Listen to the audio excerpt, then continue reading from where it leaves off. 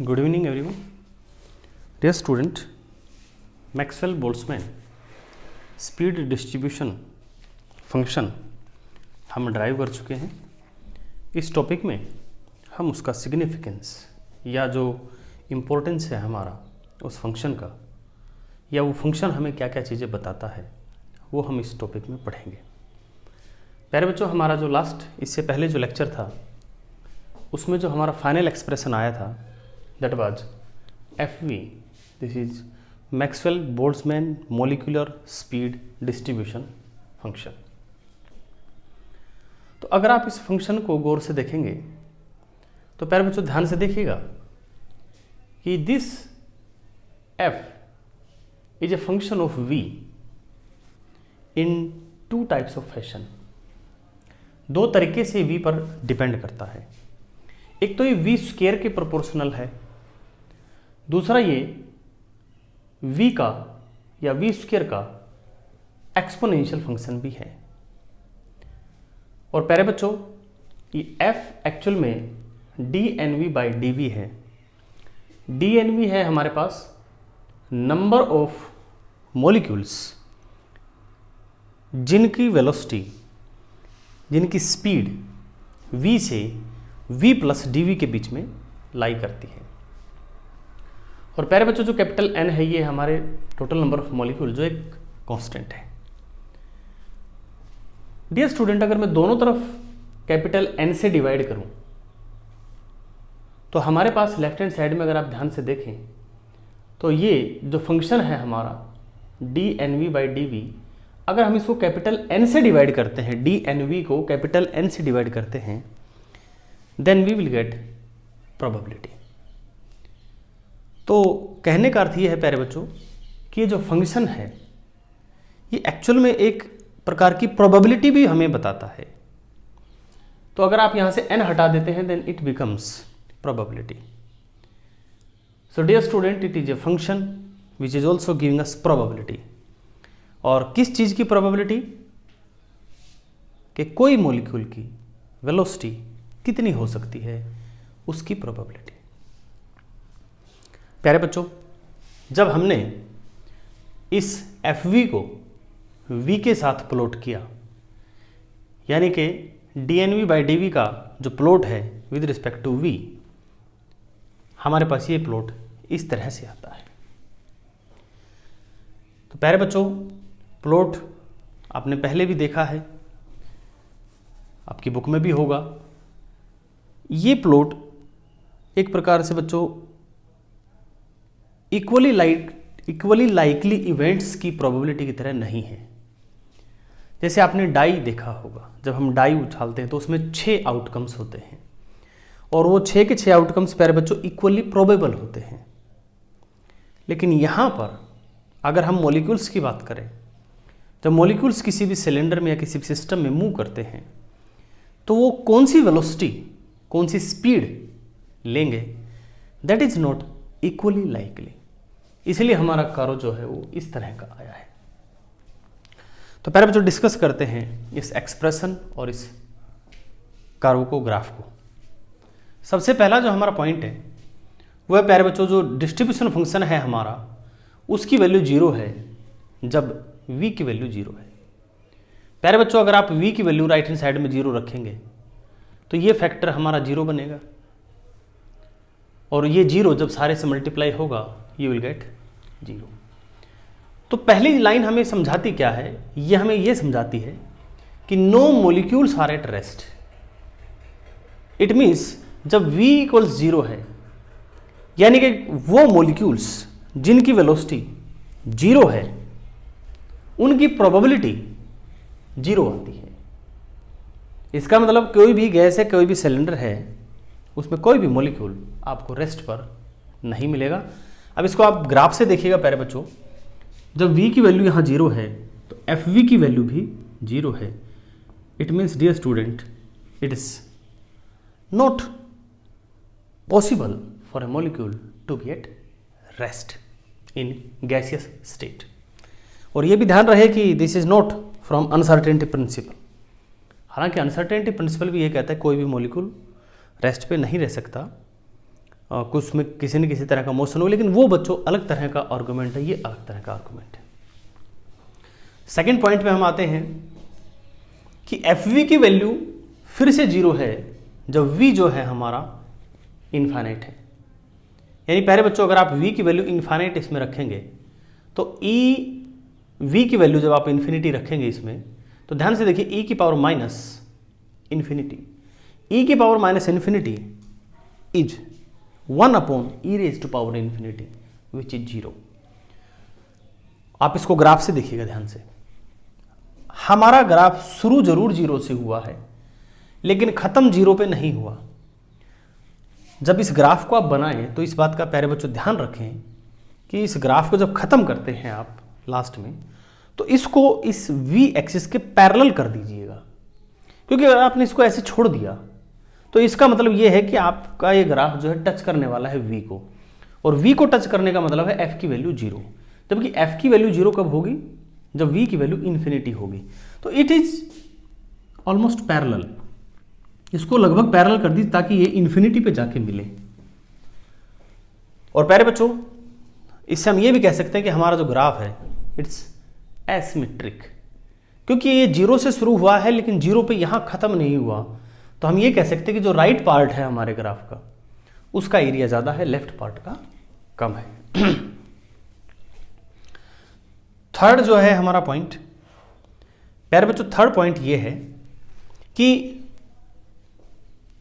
अगर आप v की वैल्यू स्मॉल लेते हैं, देखिए यहां 0 नहीं ले रहे हम, v की वैल्यू अगर स्मॉल है, जैसे यहां आप ले लीजिए, थोड़ा सा यहां तक ले लीजिए, यहां से हम कह सकते हैं कि v की वैल्यू 0 है, सॉरी v की वैल्यू स्मॉल है, यहां हम v की वैल्यू लार्ज ले रहे हैं, तो इसके लिए fv की वैल्यू भी स्मॉल है। ये जितने भी हमारे v हैं उनके लिए आप fv की वैल्यूज देखें बच्चों, तो हमारे fv की वैल्यूज भी स्मॉल है। और मैंने बताया कि our fv is actually indirectly giving us the probability. तो कहने का अर्थ यह हुआ कि जो मॉलिक्यूल्स जिनकी स्पीड काफी कम है उनकी प्रोबेबिलिटी भी कम है। यानी आपको बहुत धीरे चलने वाला मॉलिक्यूल बहुत कम मिलेंगे। थोड़ी देर के लिए मान लो 100 मॉलिक्यूल हैं, हालांकि 100 मॉलिक्यूल का जो सिस्टम है उसका ग्राफ इस तरह से नहीं आएगा, ये ग्राफ आता है जब बहुत सारे मॉलिक्यूल्स होते हैं तब। लेकिन थोड़ी देर के लिए मान लो, just to getting the feel, मान लो 1000 मॉलिक्यूल्स है, तो 1000 मॉलिक्यूल्स में एक मॉलिक्यूल या 2 मॉलिक्यूल ऐसे मिलेंगे जिनकी वेलोसिटी बहुत कम है, और ऐसे ही 1 या 2 मॉलिक्यूल हमारे पास ऐसे मिलेंगे जिनकी वेलोसिटी बहुत ज़्यादा है। तो ज़्यादा वेलोसिटी के मॉलिक्यूल और कम वेलोसिटी के मॉलिक्यूल बहुत कम संख्या में आपको मिलेंगे।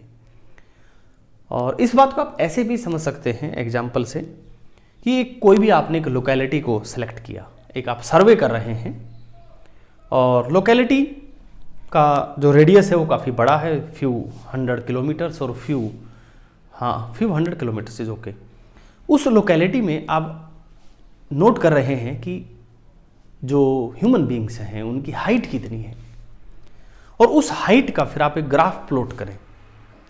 तो प्यारे बच्चों आपके पास जो ग्राफ का प्लॉट आएगा उसमें क्या देखेंगे कि बहुत ज़्यादा हाइट के जो लोग हैं बहुत कम मिलेंगे, और बहुत कम हाइट के लोग भी आपको कम मिलेंगे।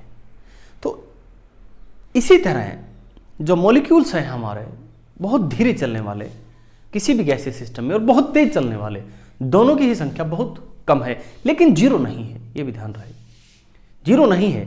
आप अगर टेम्परेचर बहुत ज़्यादा भी बढ़ा देंगे, ध्यान से सुनिएगा, बड़े काम की बात है, अगर आप टेम्परेचर बहुत ज़्यादा भी बढ़ा देंगे, अब जैसे आपको मालूम है कि अगर आपने टेम्परेचर बढ़ा दिया तो obvious सी बात है कि मॉलिक्यूल्स का जो रैंडम मोशन है वो इंक्रीज होगा, उनकी जो वेलोसिटी है, उनकी काइनेटिक एनर्जी वो इंक्रीज होगी, लेकिन तब भी बहुत धीरे चलने वाले मॉलिक्यूल्स आपको मिलेंगे। इसी प्रकार अगर आप बहुत कम वेलोसिटी कर देते, टेम्परेचर कर देते, बहुत कम टेम्परेचर कर देते हैं, तब भी तेज चलने वाले मॉलिक्यूल्स आपको मिलेंगे। जैसे बच्चों आप मान लीजिए चाय बनाते हैं तो आप क्या देखेंगे कि जैसे ही पानी गर्म होता है चाय का, तो पानी का जो पानी है इट कन्वर्टेड इनटू वेपर, और वो बाहर की तरफ जाने लगते हैं, पानी में वेपराइजेशन जो है वो थोड़ा तेज हो जाता है।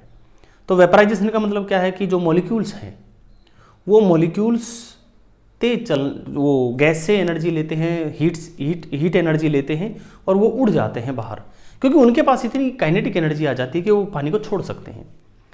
अब प्यारे बच्चों, यहाँ एक कॉमन सेंस है, हमें लगता है हाँ ये तो नॉर्मल सी बात है कि जितना ज़्यादा आप उस पानी को हीट करेंगे उतने ज़्यादा मॉलिक्यूल्स उसमें से निकलेंगे, क्योंकि उनकी काइनेटिक एनर्जी ज़्यादा हो जाएगी। लेकिन प्यारे बच्चों, अगर आप एक गिलास पानी लेते हैं, ध्यान से सुनना, एक गिलास पानी लेते हैं मटके से, फ्रिज से, जिसका टेम्परेचर 4 to 5 डिग्री सेल्सियस है, उसको रख दीजिए, उसमें से भी मॉलिक्यूल्स निकलेंगे। सोचिएगा थोड़ा, उसमें से भी मॉलिक्यूल बाहर निकलेंगे और कुछ देर बाद पानी का लेवल डाउन आ जाएगा। यानी कम तापमान होने पर भी, बहुत कम तापमान पर भी तेज चलने वाले मॉलिक्यूल होते हैं और बहुत ज्यादा तापमान पर भी धीरे चलने वाले मॉलिक्यूल होते हैं। तो प्यारे बच्चों, ये हमारा वेपोराइजेशन जो मैंने इसमें वर्ड लिखा है वो इसीलिए लिखा है कि वट एवर द टेम्परेचर, ये दोनों आपके जरूर मिलेंगे, तेज वाले भी और धीरे वाले भी। इसमें एक और ख़ास बात मैं यहाँ पे ऐड करने वाला हूँ कि मान लीजिए आपके पास एक ऐसा टेक्निक है कि एक सिस्टम ऑफ मॉलिक्यूल्स में से जितने भी धीरे वाले मॉलिक्यूल थे, जितने भी धीरे चलने वाले मॉलिक्यूल थे, किसी तरीके से इन मॉलिक्यूल्स को एकदम से निकाल दिया, उस सिस्टम में से वाइप आउट कर दिया। क्या होगा? धीरे चलने वाले मॉलिक्यूल सारे के सारे आपने निकाल दिए, लेकिन फिर से धीरे चलने वाले मॉलिक्यूल और आ जाएंगे वहीं पे, बाहर से नहीं आएंगे। उसी सिस्टम के जो मॉलिक्यूल्स हैं उनमें कईयों की जो स्पीड है, एनर्जी है, वो कम हो जाएगी और वो फिर धीरे चलने लग जाएंगे। यानी कि कहने का अर्थ ये है कि आप उनको वहाँ से, इस डिस्ट्रीब्यूशन को आप चेंज नहीं कर सकते। अगर आप ये सोचते हैं कि पानी का गिलास है 4 डिग्री सेल्सियस पे, उसमें से पानी के मॉलिक्यूल उसमें से बाहर जा रहे हैं, जब वो बाहर जाएंगे तो आप सोचेंगे तेज वाले तो बाहर गए, लेकिन जैसे ही वो तेज वाले बाहर गए, बाकी के जो मॉलिक्यूल्स बच गए, उनका जो डिस्ट्रीब्यूशन का जो फंक्शन है उसका ग्राफ ऐसे ही आने वाला है। यानी और मॉलिक्यूल्स आ जाएंगे उनको रिप्लेस करने के लिए, यानी और मॉलिक्यूल आ गए, अब बोलेंगे अब हम तेज चलेंगे, लेकिन फंक्शन का जो हमारा फॉर्म है वो ऐसे ही रहेगा। Now dear student, our next point is,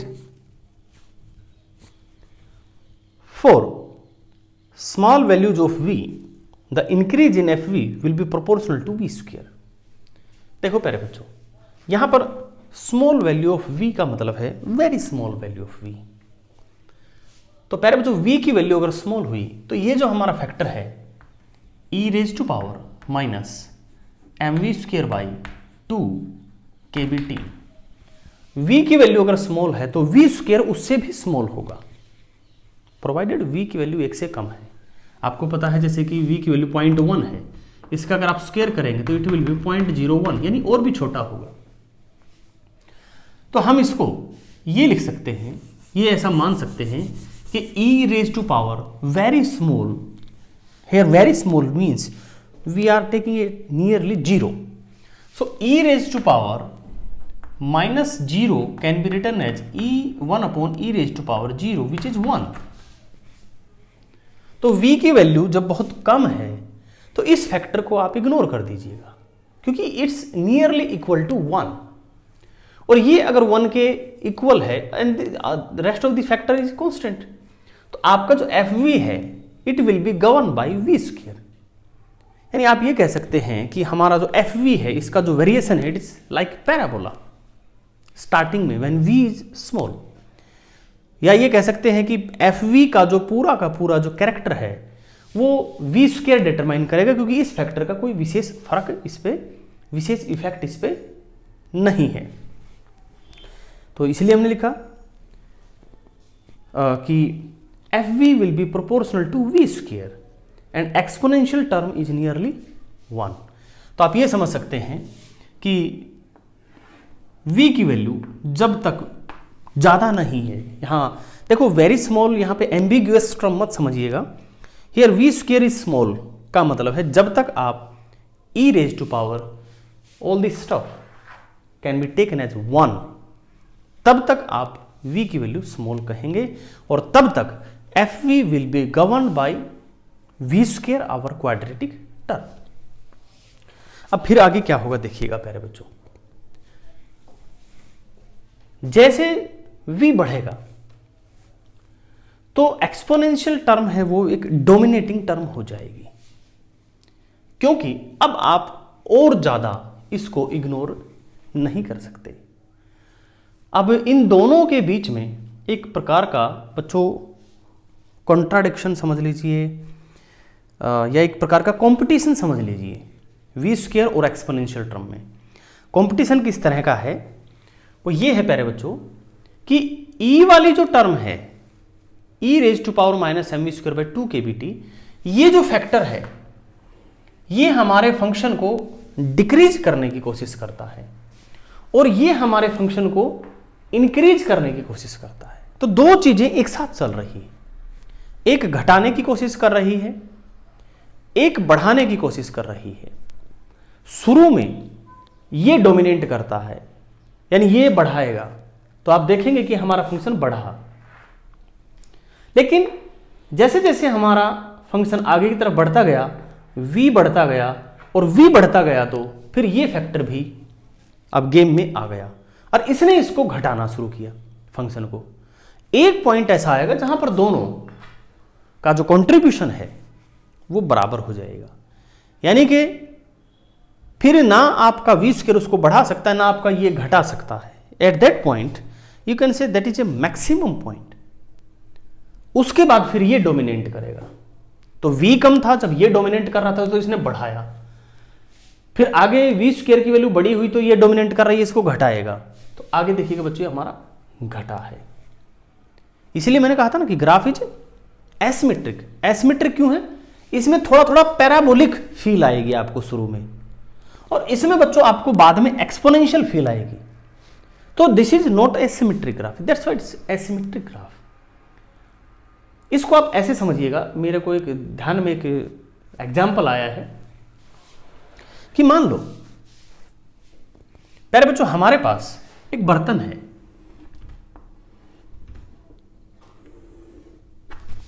और उस बर्तन में एक नल है या ट्यूबवेल है, उससे पानी आ रहा है। तो प्यारे बच्चों ऑब्वियस सी बात है, पानी जब इसमें आएगा तो इसका लेवल पानी का ऊपर जाएगा, लेकिन इसके साथ साथ यहां एक हल्का सा छेद है और ये छेद का जो रेडियस है, this radius is a function of time. ये रेडियस टाइम के साथ बढ़ेगा, यानी ये जो छेद है इसका जो साइज है वो टाइम के साथ बढ़ रहा है। तो शुरू में क्या होगा प्यारे बच्चों, जैसे ही इसमें पानी आएगा, बिल्कुल स्टार्टिंग में छेद का रेडियस बिल्कुल थोड़ा सा है, तो उसमें थोड़ा थोड़ा पानी रिसेगा और जब थोड़ा थोड़ा पानी रिसेगा तो हम उसको इग्नोर कर सकते हैं। 2 4 5 ड्रॉप उसमें से बाहर आ रही है, वी कैन इग्नोर दैट। तो हम सीधा सीधा क्या कहेंगे कि इसमें पानी भर रहा है और पानी भरेगा तो ऑब्वियस सी बात है प्यारे बच्चों इसका लेवल ऊपर की तरफ बढ़ता जाएगा।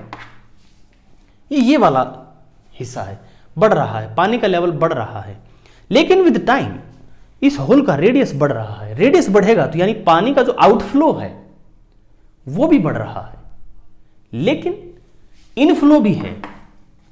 तो प्यारे बच्चों शुरू में जब इसका रेडियस कम है तो इनफ्लो ज्यादा है, आउटफ्लो कम है और लेवल इसका बढ़ता जाएगा। बट डियर स्टूडेंट, जैसे जैसे लेवल ऊपर बढ़ता गया, टाइम और व्यतीत होता गया, टाइम भी बढ़ता गया और टाइम के साथ साथ इसका रेडियस बढ़ता गया and at a certain point इसमें से आउटफ्लो बहुत ज़्यादा हो जाएगा। इनफ्लो कम होगा, आउटफ्लो ज़्यादा होगा, तो हमारा लेवल एक मैक्सिमम वैल्यू को टच करके फिर घटना शुरू हो जाएगा, क्योंकि अब यहाँ से ज़्यादा पानी बाहर जा रहा है। तो दिस इज स्टाइल, ये फिनोमिना है जिसको आप इससे रिलेट कर सकते हैं कि go to the maximum then again go to the you can say the level is going to fall again। तो प्यारे बच्चों, इसको आप समझिए कि ये आपका वी स्क्वायर टर्म है, इसको आप समझिए आपका एक्सपोनेंशियल टर्म है। तो ये दोनों एक दूसरे को इस तरह से कॉम्पीट करते हैं। नाउ डियर स्टूडेंट्स, हमारे पास पॉइंट बच गए 2, ये एक पॉइंट और है, तो उसको मैं नेक्स्ट पार्ट में ही करता हूं बच्चों। Thanks for watching the video. इसका स्क्रीनशॉट ले लीजिए।